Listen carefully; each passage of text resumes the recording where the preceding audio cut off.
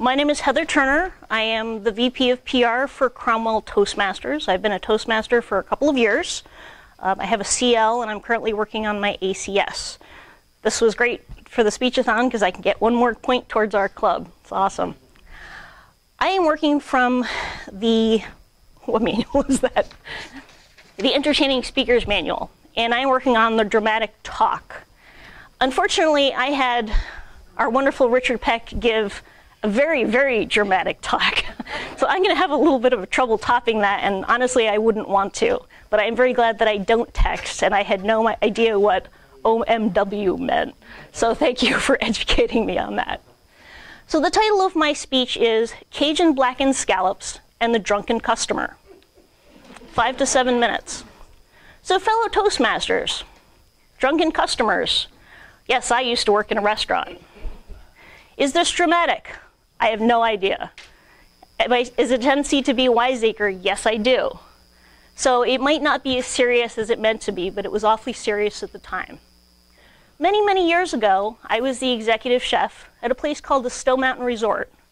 And I was the chef at one of their restaurants called the Cliff House. And the Cliff House was at the very, very top of Stowe Mountain Resort. In the middle of the summer, it was 80 degrees. At the top of the mountain, it was about 50. So it was very cold up there. Everything, food, wine, employees, and customers had to go up the mountain and down the mountain by gondola. Sort of like those big fat things you see in the Swiss Alps that go up on those big chair rails and come back down. So in the wintertime there, because it was so cold, we had frozen lettuce, frozen wine, and occasionally the frozen customer. So one night, it was a Tuesday, my sous chef is cooking because it's not that busy, and I'm in the back doing paperwork.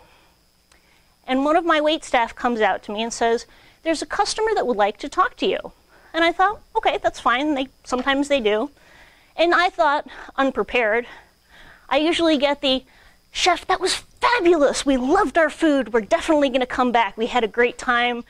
That salad with the Waldorf was wonderful. We loved everything. We'll write you a positive review on TripAdvisor."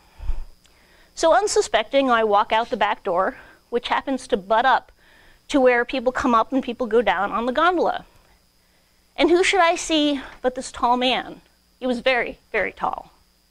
And he looked a little bit like Sherlock Holmes. I don't know if you remember Basil Rathbone from the old Sherlock Holmes. Very tall, angular face. He had glasses with the horned rims, very well dressed, balding, and he looked very mad. And I thought, okay, this is going to be interesting. And he walks up to me. He says, "That was the worst meal of my entire life." Okay, sorry. I can't believe you could call yourself a chef. I was floored. I can't believe that you went to the Culinary Institute of America. I don't believe anything that they said. Now, Stowe Mountain Resort, when they hired me, did this huge publicity blast. They wrote press releases, there were articles in all the papers, the Boston Globe did a feature, Travel and Leisure even wrote us up. He apparently lived in Boston and read the Boston Globe, so he knew where I'd gone to school. He got very, very angry at me, even more angry than initially. And you know how people get in and they invade your personal space? I'm short. I don't think of myself as short. But when somebody that's 6'5" is looming over me, yelling at me, it's disturbing. So he's coming closer and closer and getting angry and angrier. And the gondola people come over and they see what's happening and they grab him by the back of his arms. And they basically drag him off to where the gondola goes down. And at that point, his girlfriend and his parents, who he'd had dinner with them, came out and they sort of saw what was happening and they said, "Well, we're really sorry, you know, he's had way too much to drink." I didn't know that. We had a wonderful meal, everything was fabulous, we'll be back, we're so, so sorry about this. Don't complain or anything. And I said, "No, it's okay, he scared me. You know, he's this big guy, and he's yelling at me. Ugh, that's not my cup of tea." So they stick him on the gondola, and I only found out later that they stopped them about halfway down and let them swing in the breeze for about 20 minutes. And I didn't think anything else of it. You know, I don't get problem customers that often. There's always a first time for everything. About 2 weeks later, I get the phone call from the general manager of Stowe Mountain Resort. Okay, that got me a little worried.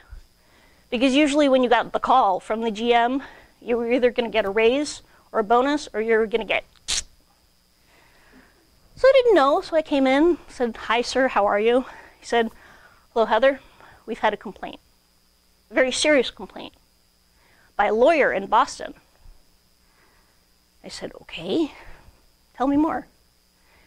So he proceeded to tell us about the horrible meal, and he thought that my sous chef and I should be fired, and he was going to file an action lawsuit for having a bad meal. And I thought, okay, that's a little much, guys, really. And I told him what had happened. I said, you know, apparently, according to my waiter that had waited on him, he had the Cajun blackened scallops. Okay, it's spicy, folks, Cajun blackened scallops. It's got a pepper next to it. It's spicy. Well, that's all fine and dandy. Every recipe we'd ever had and did at the Cliff House, we tested. We made sure it was edible. I like spicy, but not enough to kill anybody. But what he was doing was he was going out on the balcony, smoking a cigarette, coming in, trashing down some hard liquor, going out, smoking a cigarette, coming back in, having a little more hard liquor, which means you kill your taste buds. Anything spicy, including a little bit of plain old black pepper, is going to kill anything you taste. So the guy says to my general manager, because he wrote a letter and he called, "She never went to the Culinary Institute of America. I called them and they said she never went." And I went, and he goes, apparently they had told him that Heather Zimmerman, which was my married name at the time, had never gone.